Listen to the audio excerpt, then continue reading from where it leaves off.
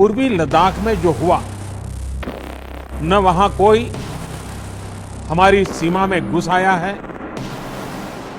न ही कोई घुसा हुआ है,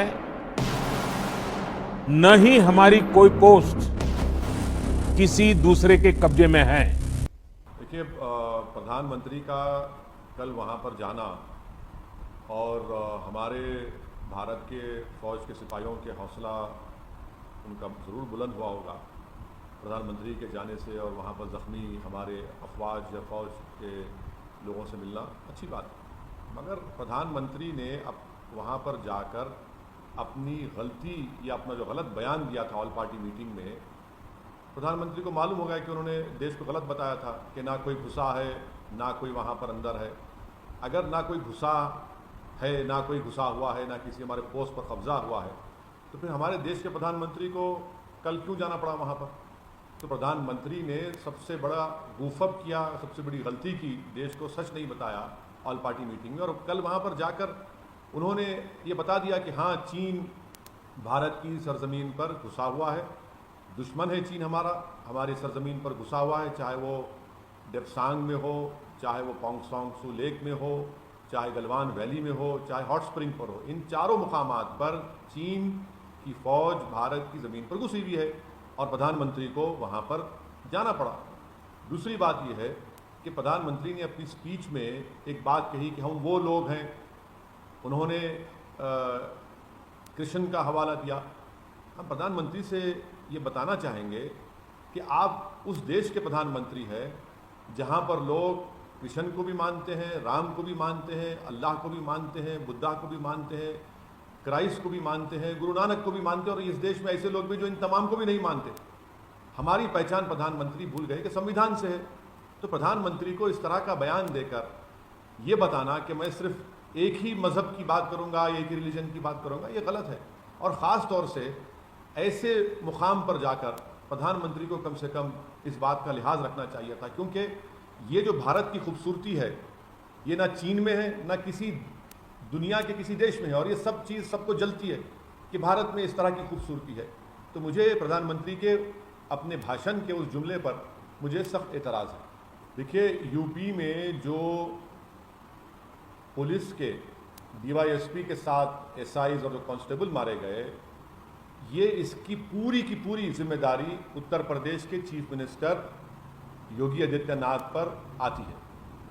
वो इसके जिम्मेदार हैं।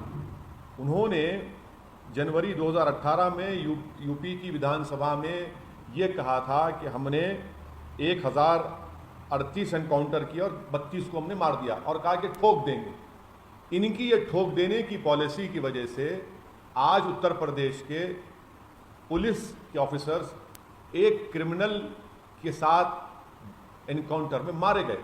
तो ये जो कल मौतें हुई हैं, इसकी जिम्मेदार उत्तर प्रदेश के चीफ मिनिस्टर जनाब योगी आदित्यनाथ हैं। इनकी ये ठोक देने की पॉलिसी की वजह से आज पुलिस भी मर रही है, और जो क्रिमिनल्स जिनके पास क्रिमिनल केसेस हैं उनको आप इस तरह से इलीगल तरीके से मार रहे हैं। उत्तर प्रदेश में सरकार वहाँ पर रूल ऑफ लॉ के तहत काम नहीं कर रही है, बल्कि रूल ऑफ गन के तहत काम कर रही है, और ये डॉक्यूमेंटेड तमाम वाक़यात हैं।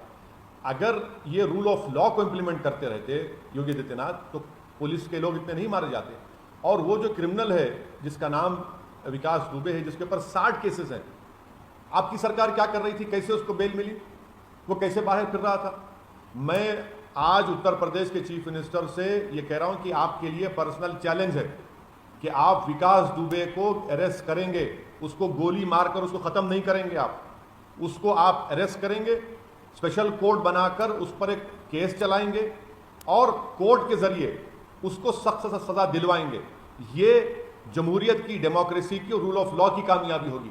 अगर कल उत्तर प्रदेश की पुलिस और योगी आदित्यनाथ की सरकार ये विकास दुबे को पकड़कर उसको अगर ठोक देंगे और उसको ख़त्म कर देंगे, तो याद रखिए वो जो क्रिमिनल ने जो हमारे पुलिस वालों को मारा, और आपकी अगर सरकार ऐसा करती है, तो फिर क्या फ़र्क बाकी रहेगा? हम तो रूल ऑफ लॉ के तहत, संविधान के तहत हुकूमत को चलाएंगे। ये क्रिमिनल में और सरकार में फ़र्क होना चाहिए। उत्तर प्रदेश की सरकार को अपनी पॉलिसी को बदलना चाहिए। ये ठोकने की पॉलिसी नहीं, काम में आने वाली नहीं है। ये ठोकने की पॉलिसी की वजह से तो पुलिस वाले मारे गए, रूल ऑफ लॉ पे चलाई है। और वो जो विकास दुबे है, ये तो आप ही का तैयार करता है ना।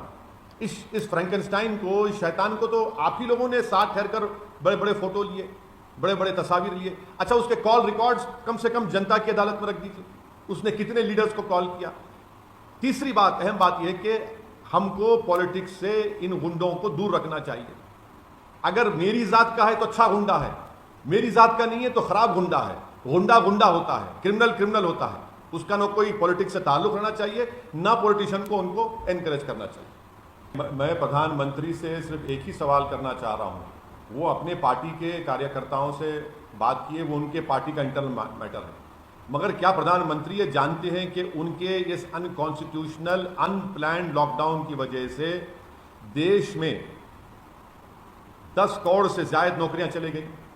क्या इसके वो जिम्मेदार नहीं है? क्या प्रधानमंत्री के अनकॉन्स्टिट्यूशनल अनप्लान्ड और 4 घंटे का टाइम देने की वजह से 150 से ज्यादा माइग्रेंट लेबर्स की मौत हुई है? क्या इसके जिम्मेदार प्रधानमंत्री और उनकी सरकार नहीं है?